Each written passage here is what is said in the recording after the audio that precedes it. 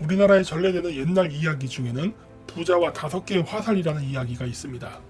옛날에 한 커다란 재산을 가진 부자가 있었습니다. 그런데 그 사람에게는 한 가지 걱정이 있었습니다.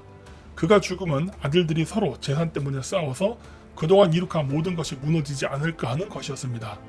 이를 어떻게 해결할까 이런저런 고민을 하다가 어느덧 시간이 흘러 그 부자는 나이가 들어 죽게 되었습니다. 그래서 그는 5명의 아들들을 불러 유언을 하게 됩니다.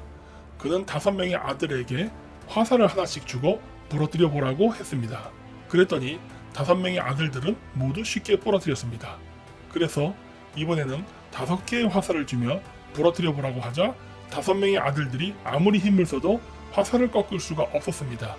이에 그 부자 노인은 자식들에게 너희들이 이 화살처럼 단결을 한다면 내가 죽은 후에도 너희는 더 부자가 될 수 있으니 절대로 재산 때문에 싸운 일이 없도록 하라고 유언을 했다는 겁니다. 물론 형제들은 아버지의 유언을 잘 받들어 더 잘 살게 되었다고 합니다. 그런데 이 이야기가 다른 나라에도 있다는 걸 아시나요? 바로 전 세계의 금융을 좌지우지 흔든다는 로스차일드 가문의 이야기와 거의 흡사합니다. 앞서 소개한 한국의 민담에서 주어인 부자를 마이어 암셸 로스차일드로 바꾸면 바로 같은 이야기가 됩니다. 어떻게 된 일일까요? 한국의 화살 이야기의 원형은 고구려 때로 거슬러 올라갑니다. 태백일사 고구려 국본기에 의하면 다음과 같은 기록이 있습니다. 망리지, 즉 영계소문이 임종할 때 그의 아들인 남생, 남선을 불러놓고 너희는 물과 같이 서로 사랑해야 한다. 물은 칼로 베어도 다시부터 강하게 단결하며 잘라지지 않는다. 나의 이러한 유언을 듣지 않고 서로 형제들 간에 싸운다면 우리는 이웃국가에게 패하여 멸망하고 말 것이다. 라고 유언을 하면서 자식들에게 화살을 부러뜨려 보라고 했다는 이야기가 있습니다. 후에 이 이야기는 고구려가 멸망한 후에도 그 후손들에 의해 아시아 전역에 퍼졌습니다. 가장 대표적인 이야기는 칭기스칸의 이야기인데 몽골 비사에 따르면 태무진의 아버지인 예수게이가 독살되고 초원에서 어렵게 살던 시절에 그의 이복동생인 베흐테르가 힘들게 사냥한 음식을 혼자 먹자 이에 분노한 태무진이 베흐테르를 활로 쏘아 죽였습니다. 이에 어머니 후올르는 나머지 5명의 아들들을 불러놓고 꾸짖으며 부족의 버림을 받아 초원에서 어렵게 살고 있는데 우리끼리 이렇게 분열되어 싸운다면 모두 죽게 될 것이라며 자식들에게 화살을 하나씩 주고 부러뜨려 보라고 한 다음에 5개의 화살을 동시에 주고 부러뜨려 보라고 했다는 이야기입니다. 이 이야기는 쿠빌라이 칸에게도 전해져 쿠빌라이 칸도 죽을 때 유언으로 이 화살 이야기를 했다고 합니다.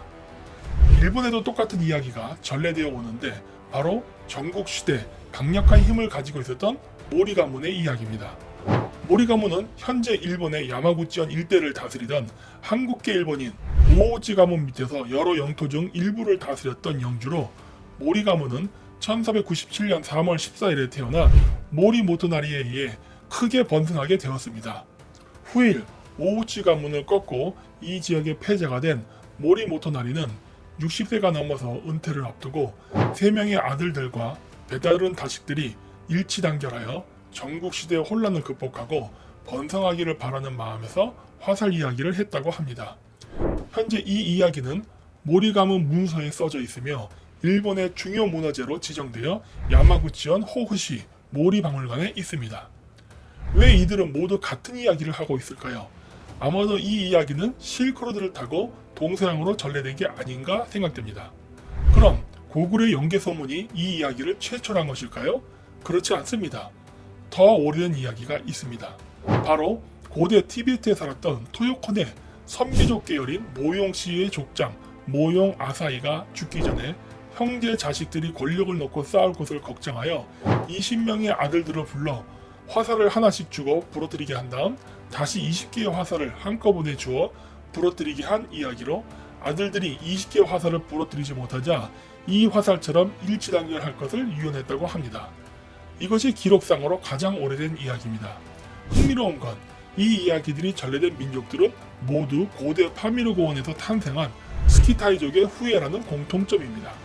한국의 영계소문이나 일본의 모리 모토나리, 몽골의 징기스칸 모두 고대 스키타이족으로부터 갈라진 후예입니다. 근데 왜 로스차일드는 이와 똑같은 이야기를 가지고 있을까요? 그건 아마도 세계 유태인 인구의 80% 이상을 차지하는 아슈케나지 유태인들이 중앙아시아에서 유럽으로 들어왔기 때문에 이와 같은 이야기를 공유한 게 아닌가 생각됩니다. 이상으로 마치도록 하겠습니다.